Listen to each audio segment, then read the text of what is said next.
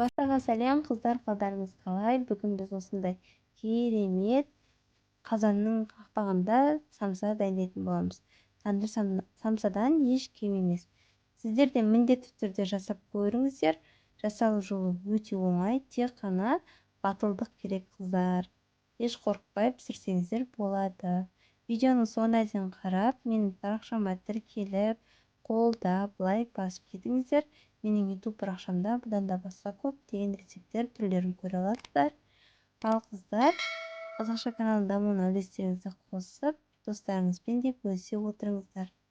Біз алдымен қамырын елейтін боламыз. Таза ыдысымызға сүтімізді және де суымызды, тұзымызды салып, жақсылап тұз ерігенше араластырып аламыз.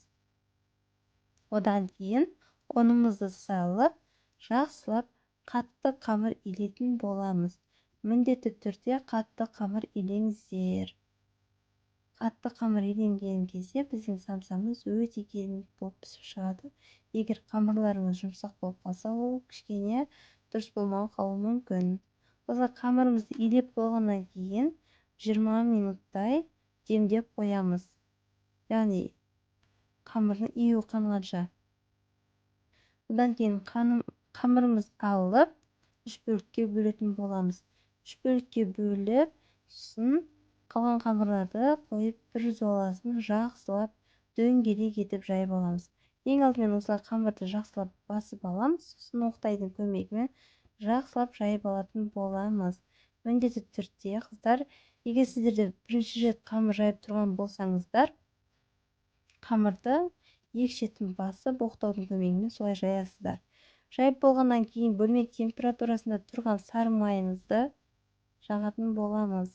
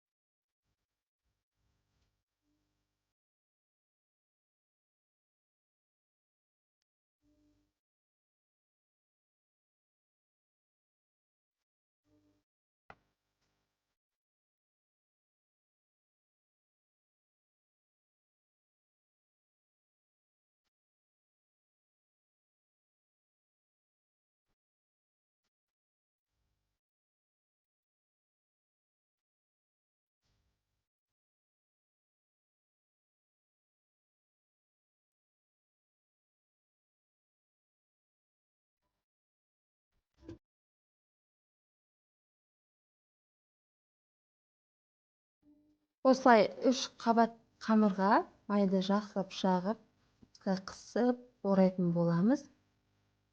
Осылай орап болғаннан кейін 20 минутқа холодильникке қойып қоямыз. Морозильникке қойсаңыздар тіптен жақсы, жаюға өте керемет болады. Енді осы жағдайда біз начинкасын дайындайтын боламыз.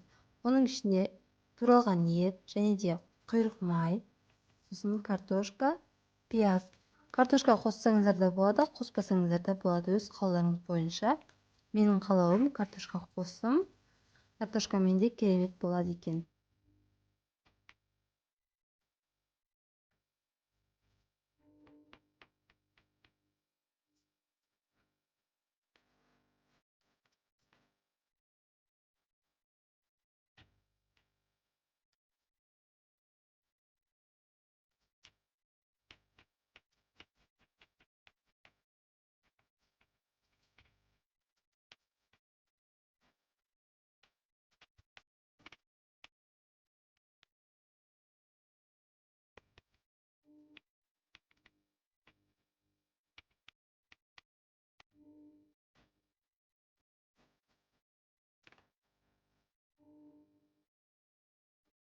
Соған жақсылап турап болғаннан кейін дәміне қарай тұз және де қарабұрыш қостым.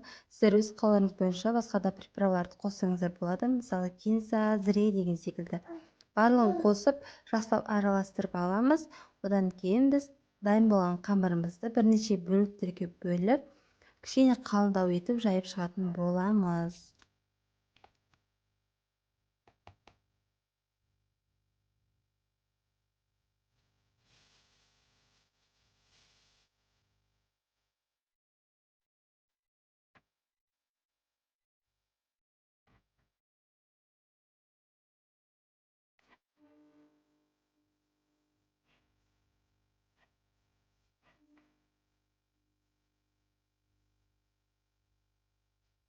байқасаңыздар, қамырдың ортасы өте керемет болып шықты.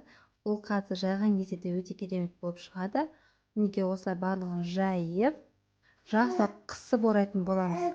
Өз қалауыңыз бойынша самса үшбұрышты немесе дөңгелек кез келген пішінде түйсеңіздер болады. Маған ыңғайлысы осылай үшбұрышты қылып түйдім. Одан кейін сіздерге ескертетін жайт, алдын ала қазанымызды қыздырып алатын боламыз 20 минут бұрын. Жақсылап қыздырып алсаңыздар, сіздердің самсаларыңыз өте керемет болып пісіп шығады.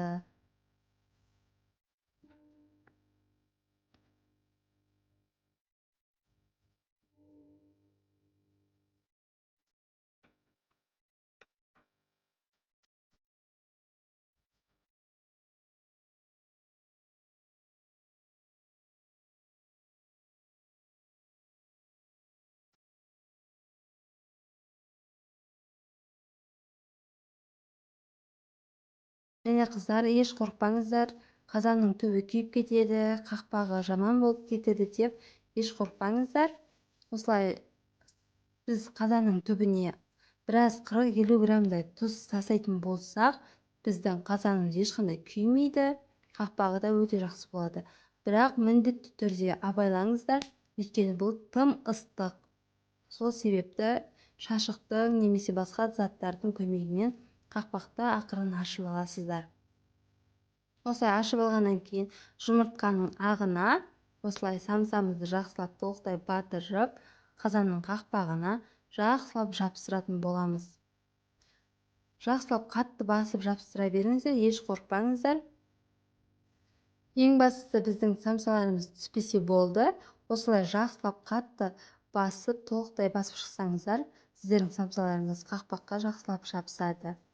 Осылай жақсылап барлығын жабыстырып болғаннан кейін бетіне мен сары болу үшін жұмыртқаның сарысын жақтым және де әсемдікке мак септім. Сіздер күнжіт сепсеңіздер де болады, немесе мак сепсеңіздер де болады. Осылай барлық самсаларыңызды жақсылап қатты басып орналастырып алуды ұмытпаңыздар. Одан кейін еш қорықпай, ақырын асықпай, күйіп қалмас үшін қалың шашық немесе оқтаудың көмегімен ақырын қазанның крышкасын ауыстырасыздар. Сол кезде астын орташа отта қойып 20 немесе 35 минуттарда пісіріп аласыздар. Мінекей қыздар, менің самсаларым дайын болып шықты. Асты қатты жабысқан жоқ, кішкене ғана жабысты. Алдын ала пышақпен алып алдым. Мінекей, еш қорықпаңыздар, міндетті түрде жасап көріңіздер. Мына жерде өте тым ыстық болды. Аз болсын, сіздер де жасап көруге кеңес беремін. Дәл тандыр самса сияқты өте керемет болып шығады. Өте дәмді болды және де сочный болып шықты. Қыздар, аз болсын. Сіздермен болған Алтынай. Егер рецепт ұнаса, достарыңызбен бөлісіп, менің парақшама тіркеліп, қолдап, пікіріңізді қалдырып кетіңіздер. Менің YouTube каналымда бұдан да басқа көптеген тәттілердің және де тағамдардың түрлері